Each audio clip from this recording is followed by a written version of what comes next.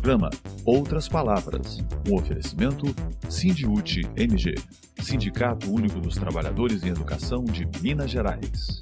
Veja agora. O que eu entendi desse debate feito aqui é que nós precisávamos sair da disputa entre parlamentares para ter um protagonismo do executivo estadual nos liderando nesse processo. Temos várias metas para melhorar a educação no nosso país e uma delas é a valorização dos trabalhadores.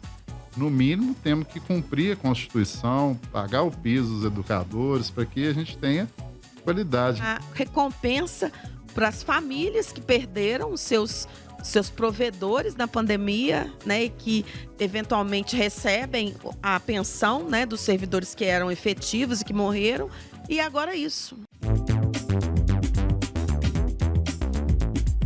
Da Assembleia Legislativa temos lutas importantes.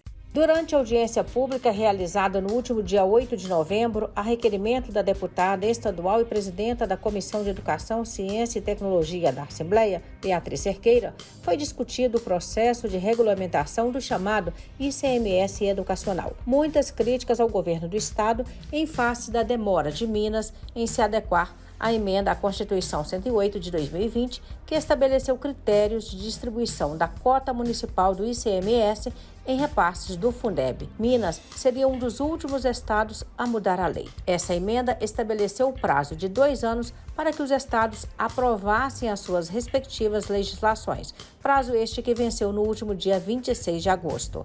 Ela permite a destinação de até 10% a mais no Fundeb. O atraso na regulamentação do novo Fundeb em Minas, conforme foi alertado na audiência, pode trazer insegurança jurídica aos municípios. Acredito que nós faremos agora uma das mais importantes audiências da legislatura, porque muitas vezes esse período que nós vivemos no Brasil foi um período em que nós resistimos muito contra os ataques, né?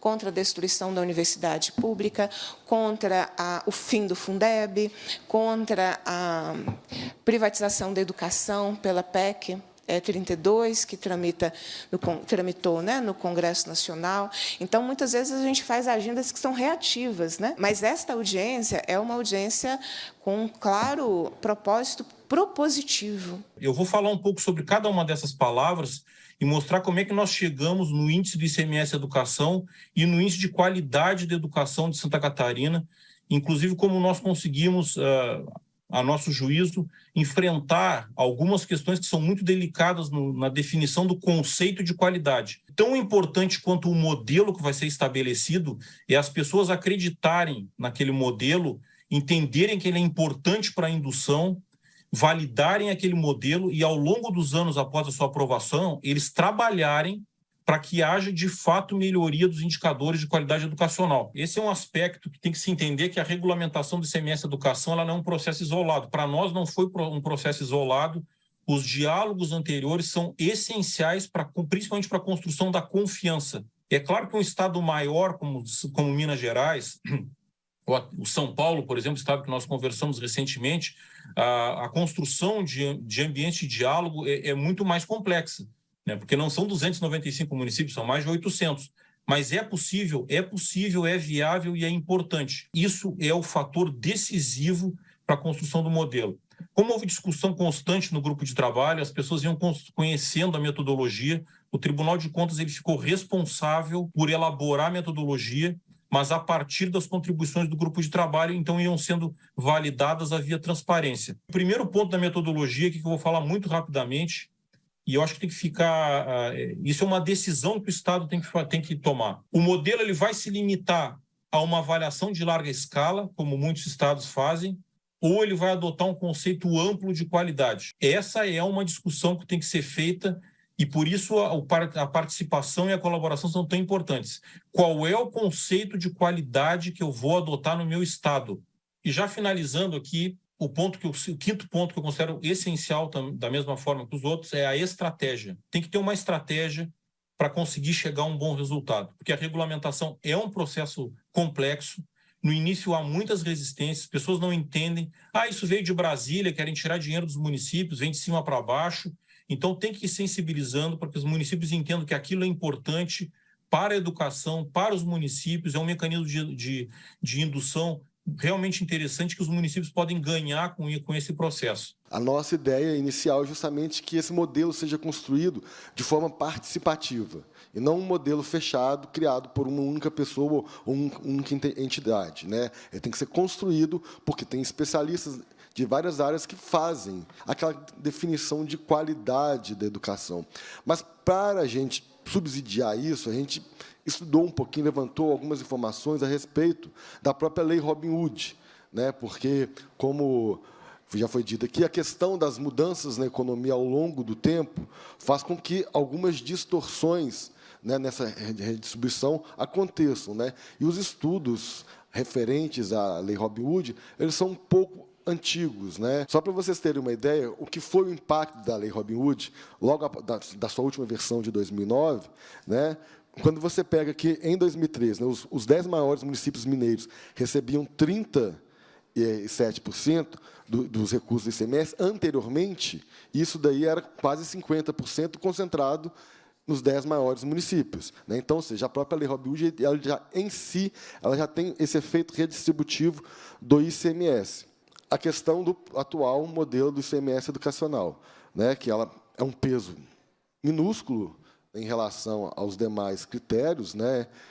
Então, isso, e pela forma, a metodologia atual, ela não incentivava a investimentos dos municípios em educação, porque vai depender basicamente de arrecadação e buscar aluno em número de matrículas. Em resumo, seria isso, né? Então, você tem municípios grandes, por exemplo, como Belo Horizonte e Betim, que não atingem os 90%, então eles não recebem. E qual que é o incentivo de Betim ou de Belo Horizonte de ir atrás de aluno para poder ter uma pequena melhora no ICMS deles, né, de municípios grandes, por exemplo? Então, não incentiva nenhum investimento em educação o atual modelo que é proposto. Todos os estudos mostram que o critério de educação ele não tem nenhum valor de redistribuição efetivo aqui no estado de Minas Gerais. Então, não só a questão do aumento percentual, que isso sim vai ter um impacto, mas como a forma como ele será distribuído, né, que com essa nova metodologia, o critério de educação vai ser o que terá o maior peso, né, dentre todos os efeitos distributivos do ICMS. Nós temos a lei do Fundeb no final de dezembro de 2020, e nós tivemos um ano para que nós pudéssemos, então, encontrar a melhor solução pragmática. O fato é que nós estamos agora já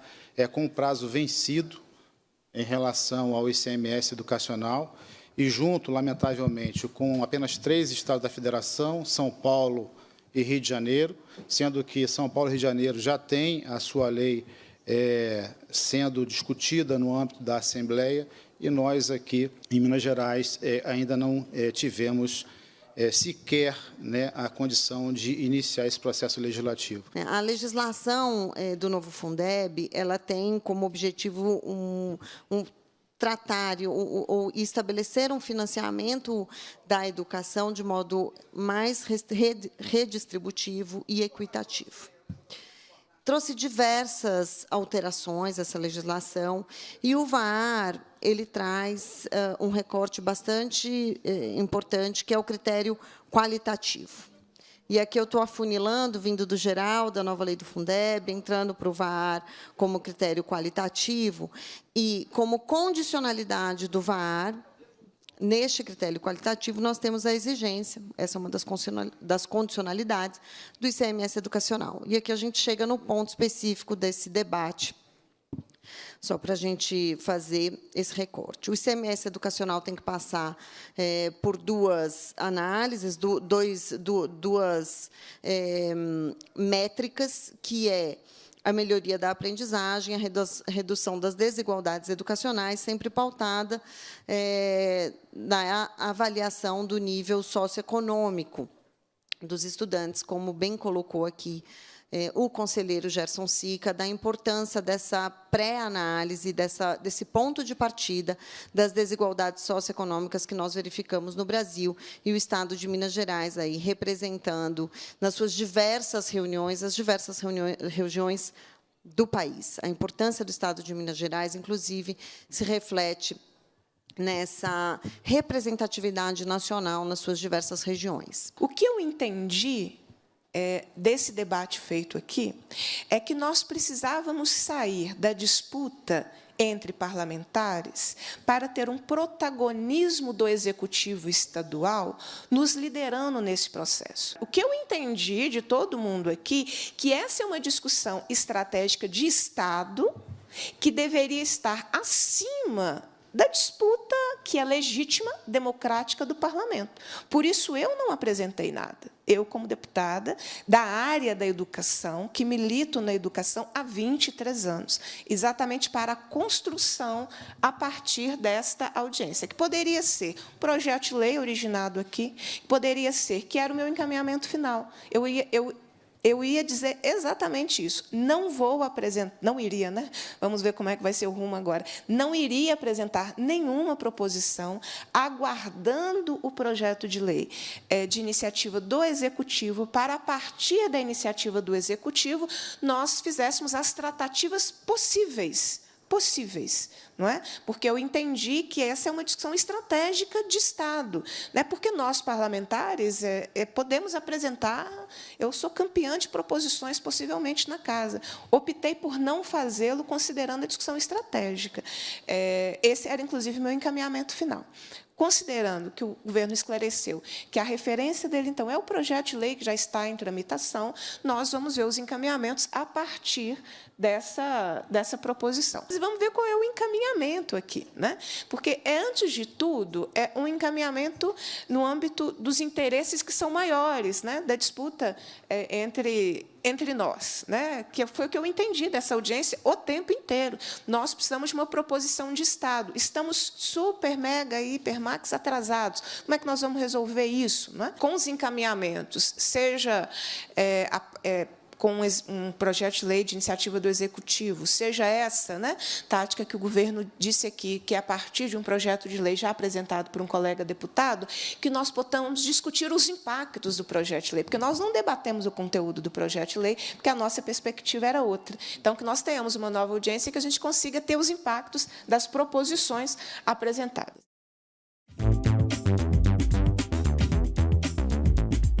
Importante debate no programa Roda de Conversa. Veja agora.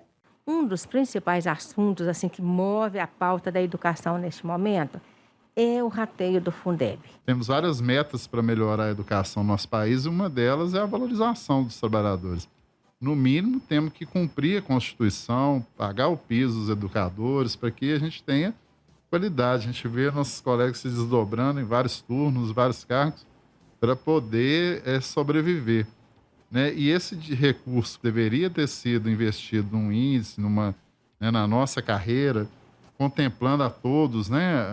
Ativa, aposentados, outros trabalhadores da educação que não, né? Os docentes, né? Mas minimamente agora, né? É preciso fazer esse rateio, porque esse dinheiro é da educação. Ele pode ser investido até o total dele, 100% na valorização. E é isso que nós pleiteamos, mesmo porque nós já estamos no fim do ano civil, né? Então, senão vai ser uma série de empenhos que não vão se concretizar no ano que vem, esse dinheiro vai acabar se perdendo, né? Então, é importante valorizar os educadores agora.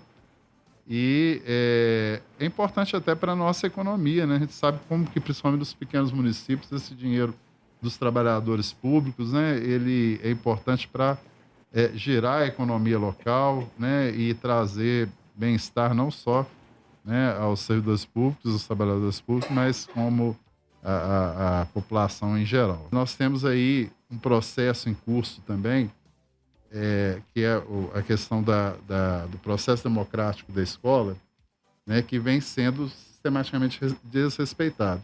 Uhum. Nós temos escolas que estão sendo transferidas para a iniciativa privada via OS, né, é o projeto Somar, nível médio. Nós temos aí escolas que estão sendo transferidas para os municípios sem nenhum, né, no primeiro momento, um aporte de recurso ali, mas que não se mantém durante os anos. O município não tem condição, né? Não tem condição de manter e muitas vezes não tem nesse município um processo de escolha dos diretores, não um processo democrático. É o prefeito que manda, que nomeia, né? Uhum. E nós vamos ter agora a eleição para diretor, aí o governo exclui mais da metade dos trabalhadores que são contratados. Então, só aqueles concursados podem participar. Né, por exemplo, para a questão dos vices, né? Então, isso é uma questão que nós estamos questionando. E próprio concurso público, que dá uma estabilidade, uma garantia de continuidade do projeto pedagógico dentro da escola, né? Uma tranquilidade para as pessoas trabalharem. O concurso que esse governo está usando, né? O governo Zema está usando, é do governo anterior, 2017. 2017? Ele foi prorrogado, aí teve o período da pandemia que ficou suspensa a contagem do tempo, né? Desse concurso, por isso ele ainda é vigente, né? Ainda está no final, quase no final dessa vigência, mas foram muito poucas pessoas nomeadas e nós estamos cobrando que o governo Zema, agora reeleito, faça um concurso público também, né? E todas as políticas que ele aponta é no sentido contrário, é de, né, lavar as mãos com relação à educação pública em Minas Gerais, e um processo que já está se demonstrando aí muito, muito perverso. Pessoas, a OS lá de Teixeira de Freitas, na Bahia, nada contra a localidade, poderia ser São Paulo, Porto Alegre, mas assim, por que não em Minas, né, para começar, né? Mas não era nem para ser de jeito nenhum, não né? era pra ser Mas de jeito nenhum. causa estranheza, sabe, Romer? Estranheza. Buscar uma empresa da Bahia para vir gestar a educação. E que fica devendo os trabalhadores, né? E aí atrasa salários, né? Fica devendo os trabalhadores, é uma coisa em todos os aspectos, né? Que é danosa aí para os trabalhadores e para a comunidade escolar como um todo.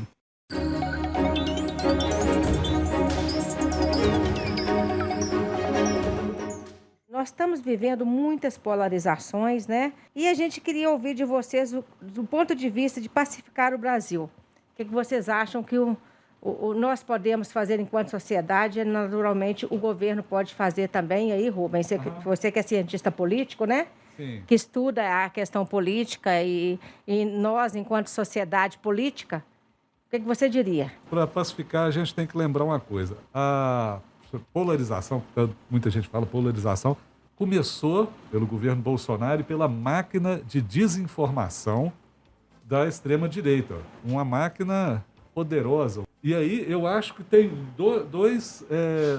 duas frentes básicas para se desmobilizar. Uma é a frente do Estado, das instituições democráticas, do Estado democrático de direito. Porque tem crime por detrás disso. Eu estava vendo um artigo muito interessante sobre como as plataformas de mentira da extrema-direita, de desinformação, elas se financiam. É uma questão fundamental, porque essa coisa dá dinheiro. Infelizmente, dá dinheiro você montar um site de fake news.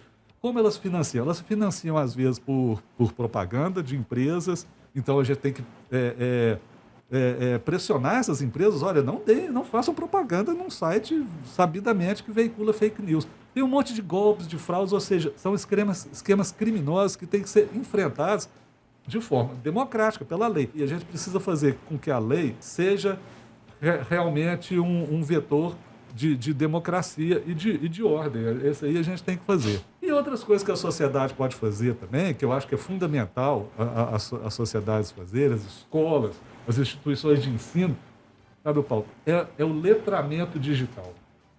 Tem que ter isso no currículo das escolas. Letramento digital, porque não é possível tanta gente cair, abrir o WhatsApp, olha aqui, eu acredito nisso aqui. Pessoas têm que ficar mais espertas ao navegarem nas redes sociais e na internet. Não dá para você isentar de responsabilidade o que foi feito. Né? Foram pessoas impedidas de votar, né? Pessoas constrangidas no seu emprego, assédio eleitoral. Nós tivemos vários crimes que devem ser apurados, né, e punidos com rigor da lei. Até para que a gente tenha, né, o restabelecimento da democracia, é importante isso, porque nós tivemos no período da ditadura cívico-militar uma anistia ampla e restrita que acabou anistiando crimes contra a humanidade, né, e ao não tomar conhecimento, não trazer a verdade à tona, não indenizar as pessoas que foram achincalhadas aí pela ditadura, né? Então, nós acabamos propiciando o retorno, né? uma um entendimento de que aquele período não foi tão ruim. Então, para que essas coisas não venham a acontecer de novo, é preciso a gente passar essa história a limpo, né, e responsabilizar aqueles que, de fato, têm que ser responsabilizados e olhar para frente e mudar também, né, essa política que está aí, que seja uma política inclusiva para todos os 215 milhões brasileiros. A economia vai ser um gargalo grande também para esse governo, né? Nós estamos pegando um país né, no chão, vamos dizer assim, em frangalhos. O governo desrespeitou a governança, a boa governança, né, o orçamento que era fictício está sendo todo reconstruído, né, porque tudo que estava lá não cabe no orçamento.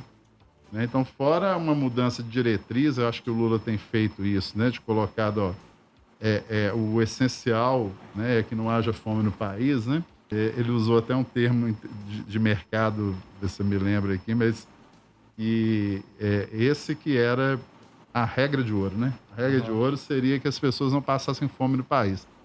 Então, assim, ele está fazendo... E eu, por outro lado, ele fala, tive 8 anos à frente do governo e foi o período de maior responsabilidade fiscal do país, né? Eu acho que é isso, é priorizar, né, ter responsabilidade social, mas priorizando, né, aqueles que mais precisam, como o Lula fala, o pobre não é problema, é solução. Eu só penso que a economia é um problema. Eu não sou economista, sou minha área da formação é sociologia, ciência política, mas eu sempre vejo as pessoas tratando a economia como se a economia fosse uma questão somente técnica, né? E a economia é uma questão política também. Você tem que ter um direcionamento político básico. Esse direcionamento político que o Lula falou, nós vamos ter responsabilidade fiscal, mas tem uma coisa da qual a gente não pode abrir mão, que é o combate à pobreza, que é, como o Lula disse, as pessoas comerem 3 vezes por dia. Você põe isso como uma regra de ouro e você, com certeza, ajeita tecnicamente a economia para funcionar. E dá para fazer. Dá para fazer isso. Essa história de que a gente até queria fazer, mas não é tecnicamente impossível. Sabe, o Paulo? Porque eu sempre vejo, quando a gente vê a história do país, por exemplo, sempre que havia, por exemplo, um aumento no salário mínimo, sempre, por exemplo, quando em 1962, com a greve geral, trouxe o 13º salário, a maioria dos empregadores e boa parte da mídia falou assim, nossa, isso vai acabar com o país. Eu fiz uma matéria sobre isso, sobre a greve geral que trouxe o 13º salário em 1962, e um grande jornal do país, uma grande emissora hoje, estampou assim, desastroso para o país o 13º salário. E hoje o 13º salário está aí, né? Pois é. E ativa a economia. Então, é uma coisa que tem que ser pensada assim. É técnica, sim, é uma questão técnica. Eu não estou rebaixando o status da ciência econômica, não. Mas ela é política também. Uma outra dinâmica que a gente já vê, inclusive, já incomodando aí o atual, né, o presidente, é a questão da política externa. A autonomia externa, ela tem a ver com a autonomia interna de um povo, sabe? O povo não pode ser livre dentro de um país se o país não tiver, não vou dizer liberdade, não tiver uma certa soberania externa. Então eu acho que e o Brasil é um país que, veja bem, que não tem inimigos externos, né? Então é um país que na época do Lula, o chanceler Celso Amorim, teve um papel muito importante, que faz jus, na verdade, à sua importância natural. Tem que ter uma política externa altiva, vamos dizer assim, e à altura da importância que o Brasil tem, e procurando sempre a resolução pacífica de conflitos. A política externa brasileira sempre seguiu esse rumo.